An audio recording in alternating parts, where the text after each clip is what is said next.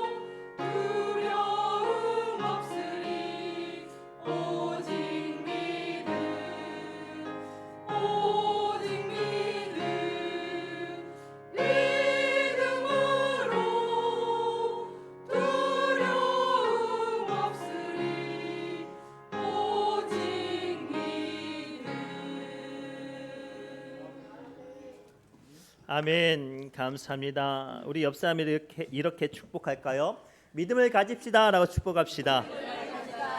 믿음을 가지시기 바랍니다. 믿음을 가지시기 바랍니다. 유독 다른 많은 종교들 중에 유독 교회는요, 믿음을 굉장히 많이 강조합니다. 더 나아가 우리는 믿음으로 구원을 받는 그것을 아주 소중한 진리로 붙잡고 있죠. 더 나아가요, 우리 교회는 믿음으로 병 고침을 받고 믿음으로 어렵고 힘든 문제가 해결됩니다.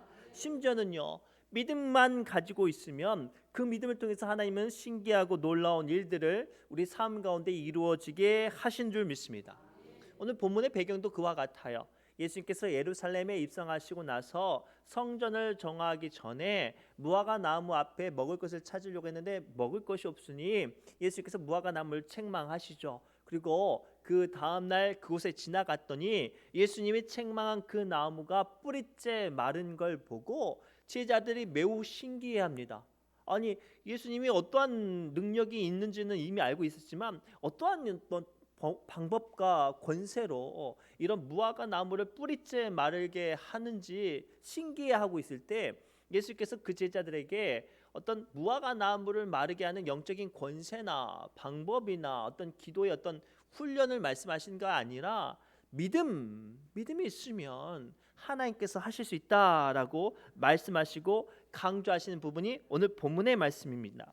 오늘 본문의 말씀을 통해 오늘날 교회와 우리 성도들에게 이 말씀을 적용해 보기를 원합니다. 우리는요, 우리의 삶 가운데 놀랍고 신기한 일들이 이루어지기를 원하는 사람들입니까? 아니면 내 인생 가운데 하나님이 나를 구원하시는 능력이 있습니다라는 믿음을 가지고 교회에 나오는 이들입니까? 우리는 예수 그리스도의 이름으로 우리 하나님께서 우리를 어떠한 상황 가운데 구원하십니다. 그 믿음을 가지기 위해 오늘 이 자리에 나와 예배하는 줄 믿습니다. 교회에서 믿음이란 말을 참 중요하게 생각하는 이유가 바로 여기 있어요. 그래서 많은 사람들이요, 예배를 잘 드리고 기도를 열심히 하고 봉사도 잘 감당하면 뭐라고 말을 해요? 야, 우리 아무개 권사님, 아무개 집사님 참 믿음이 좋아라고 말을 해요.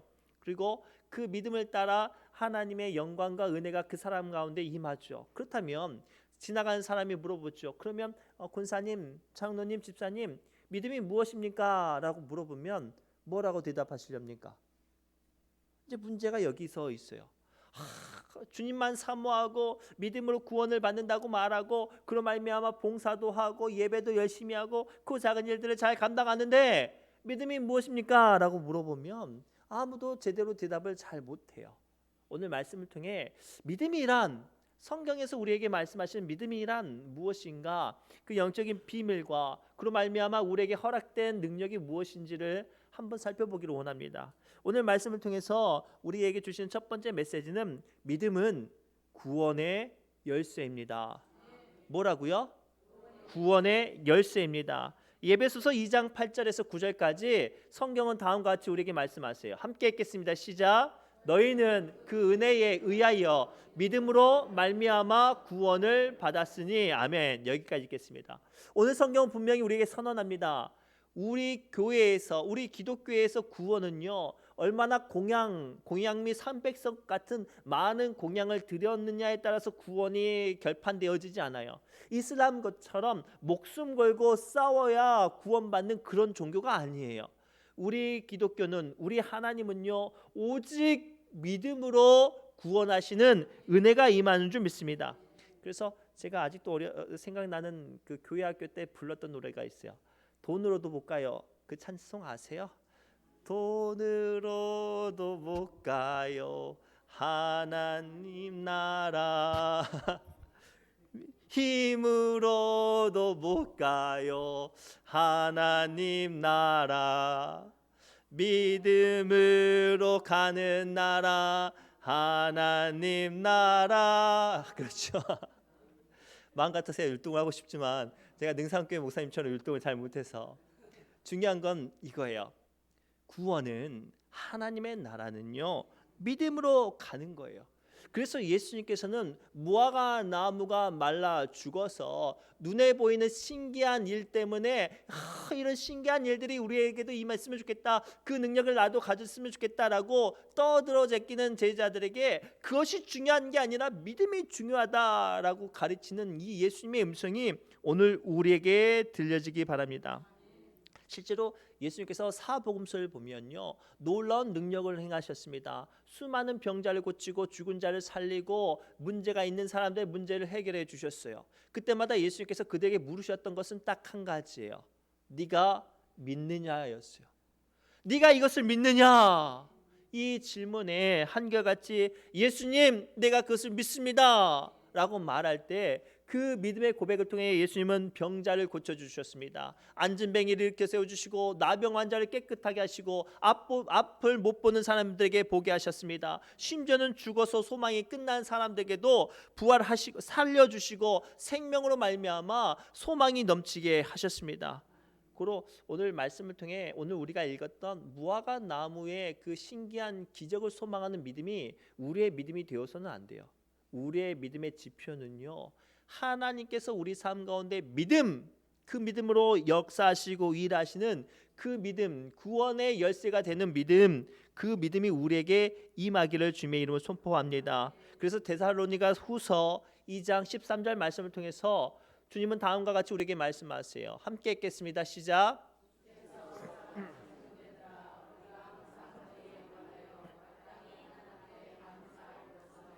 하나님이 처음부터 너희를 택하사 성령의 거룩하게 하심과 진리를 믿음으로 구원을 받게 하심이니. 아멘. 오늘 말씀을 통해 분명히 선언합니다. 믿음은 무엇이라고요?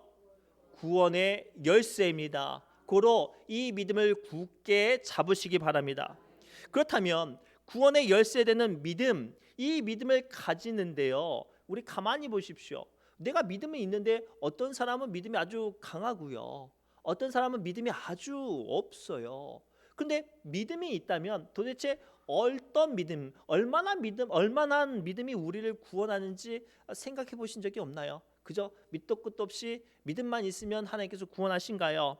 에베소서 2장 8절부터 9절까지 이하의 말씀을 보면 그 힌트가 발견되어집니다. 함께 읽겠습니다. 시작. 너희가 그 은혜로 인하여 믿음으로 말미암아 구원을 얻었나니 이것이 너희에게서 난 것이 아니요 하나님의 선물이라. 행위에서 난 것이 아니니. 아멘.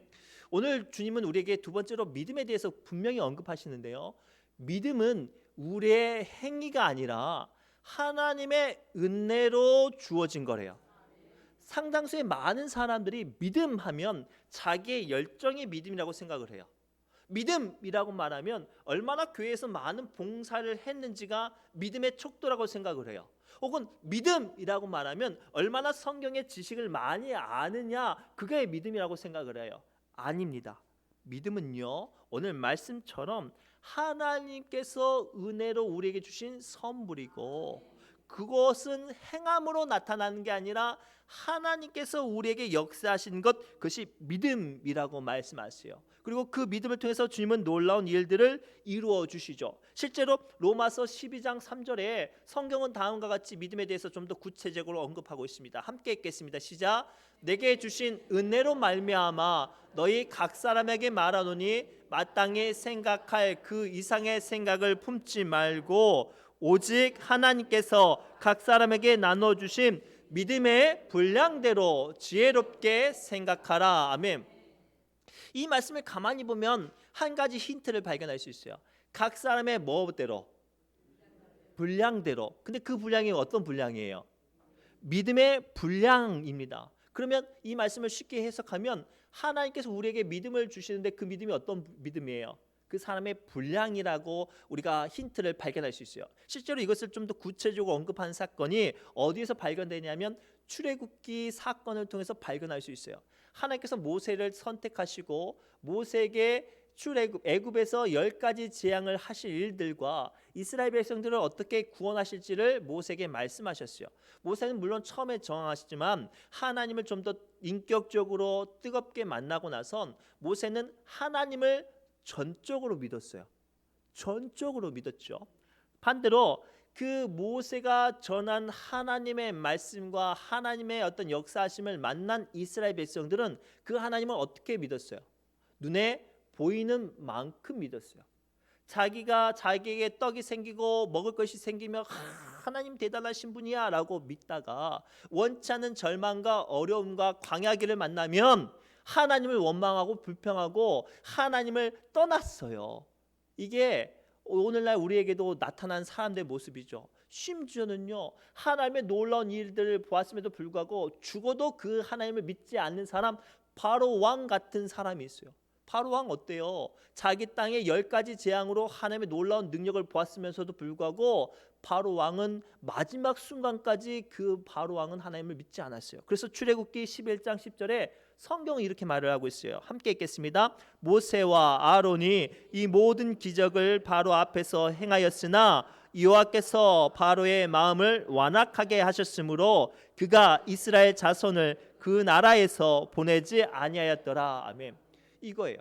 오늘날 우리가 믿음이 있지만 우리 삶 가운데 하나님의 구원의 감격과 내 삶 가운데 동행하신 하나님의 능력을 인정하지 못하고 또 붙잡지 못하고 그 믿음이 내게 기쁨이 되지 못했던 아주 구체적인 이유가 여기 있어요. 우리는 그동안 믿음을 내 것이라고 생각을 했어요. 내 열심, 내 지식 혹은 내가 감당했던 어떤 경험들이 내 믿음이라고 생각했기 때문에 내 생각과 다르면 믿어지지가 않고 내 형편과 다르면 믿음의 감격이 없고 내 삶 가운데 이익이 없으면 믿음이라고 고백하지 못했어요. 그러나 오늘 주님은 뭐라고 보여주세요? 믿음은 내 상황과 내 감정과 내 경험과 상관없이 하나님께서 주시는 거예요. 그리고 그것을 얼마나 사모하고 얼마나 붙잡고 얼마나 의지하는 것이 중요해요.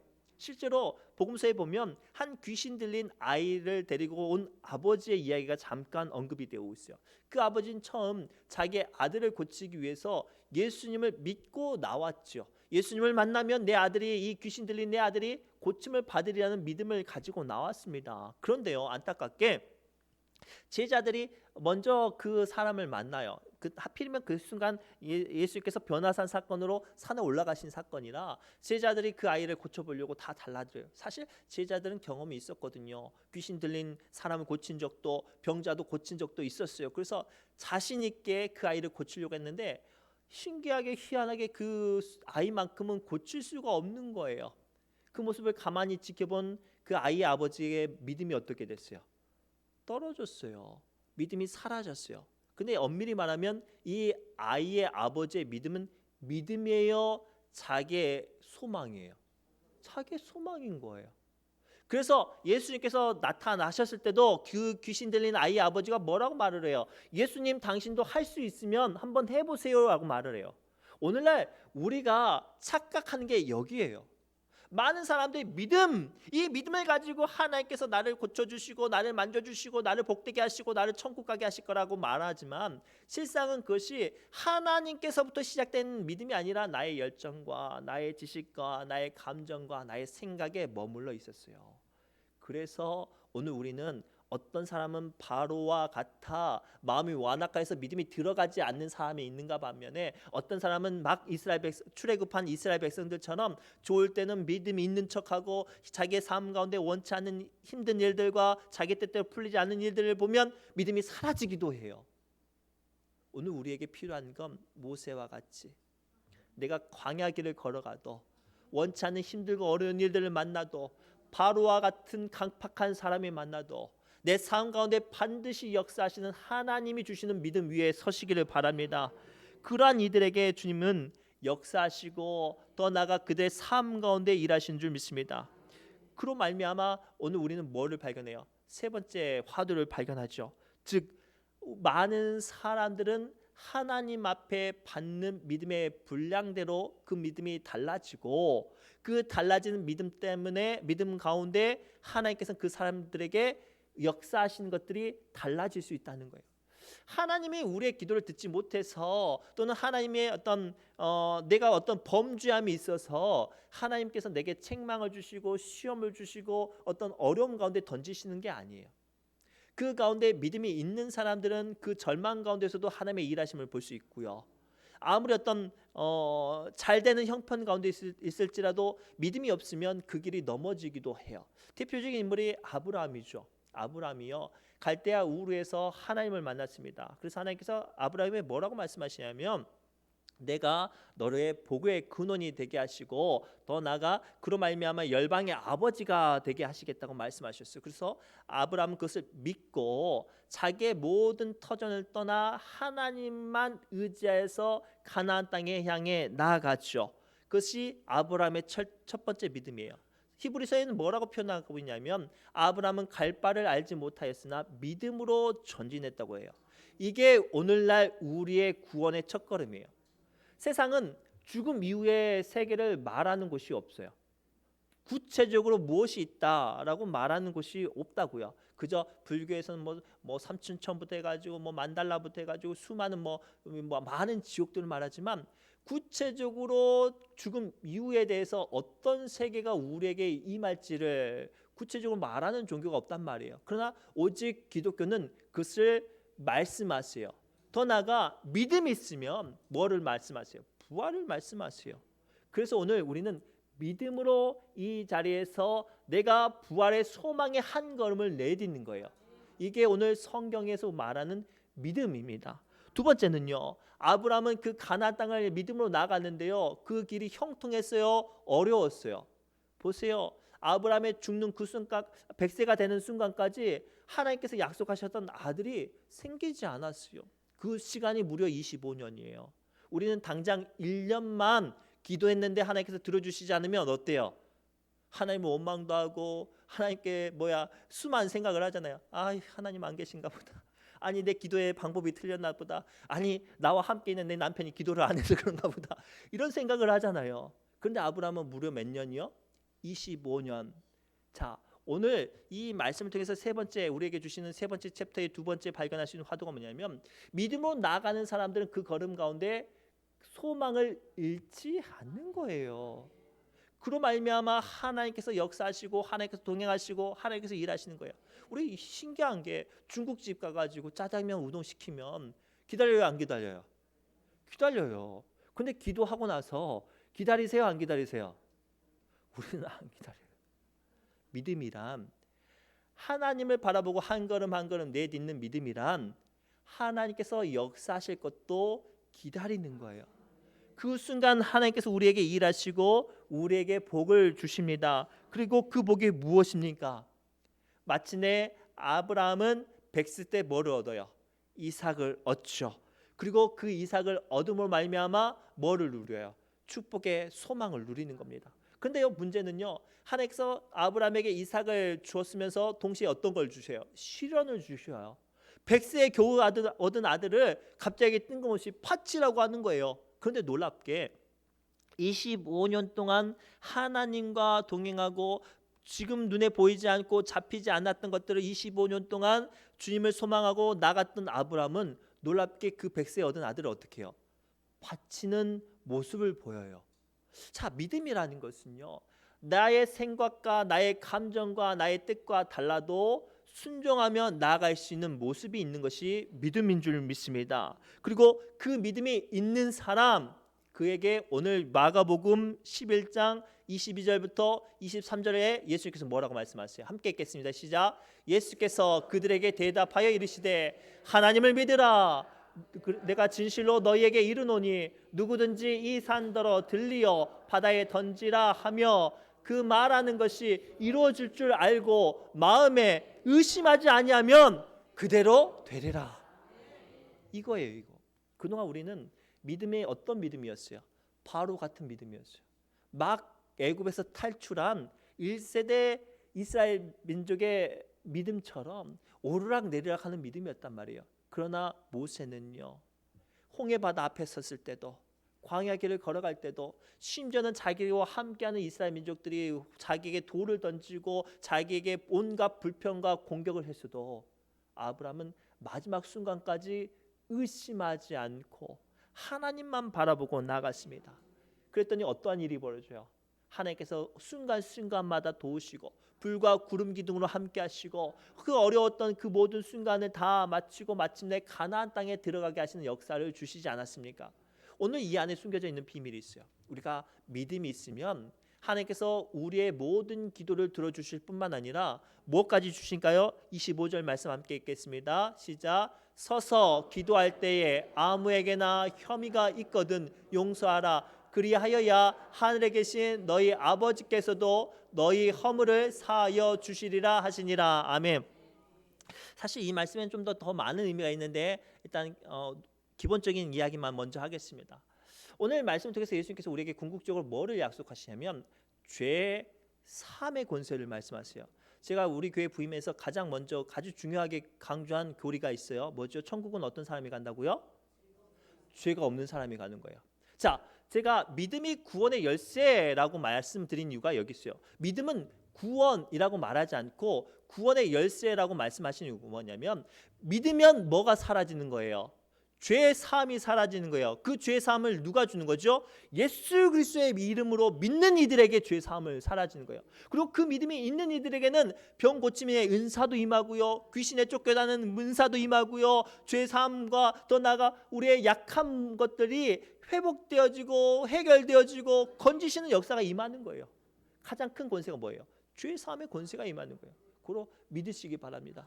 그래서 누군가 물어보면 믿음이 뭡니까? 라고 물어보면 이제부터 이렇게 말씀하셔요. 믿음은 구원의 열쇠입니다. 그런데 그 믿음은 누가 주시는 거예요? 하나님이 주시는 거예요. 그리고 그 믿음의 권세가 있는 사람은 뭐까지? 죄까지 사함을 받는 거예요. 그래서 우리가 천국 가는 거죠. 고로 이 믿음을 위해 굳게 서서 서로 바로 같은 믿음 말고요, 이스라엘 백성 같은 어떤 좋을 때는 좋고 나쁠 때는 나쁜 이런 요동치는 믿음 말고요, 원찮은 질병에도 또 원찮은 어떤 사단의 공격 앞에서도 모세처럼 오늘도 믿음으로 승리하시기를 주님의 이름으로 축복합니다. 기도합니다. 하나님, 오늘 주신 말씀을 붙잡고 우리 사랑하는 믿음의 권속들을 위로하고 축복합니다. 우리의 길들이 하나님 믿음이 있지만 광야 길 같고 밭길 같아 순간순간마다 너무나도 어렵고 서럽고 가슴 아픕니다. 이 시간 주신 말씀을 붙잡고 우리의 믿음이 모세와 같은 믿음 되어서 홍해 바다도 가르고 불과 기둥같이 우리를 지키시는 하나님의 은혜 가운데 한 걸음 한 걸음 나가게 해주옵소서. 주님 오실 때까지 믿음으로 승리하게 하여 주옵소서. 모든 말씀 예수님의 이름으로 간절히 기도드리옵나이다. 우리 이 시간 새노래 찬양집 21번 찬송하며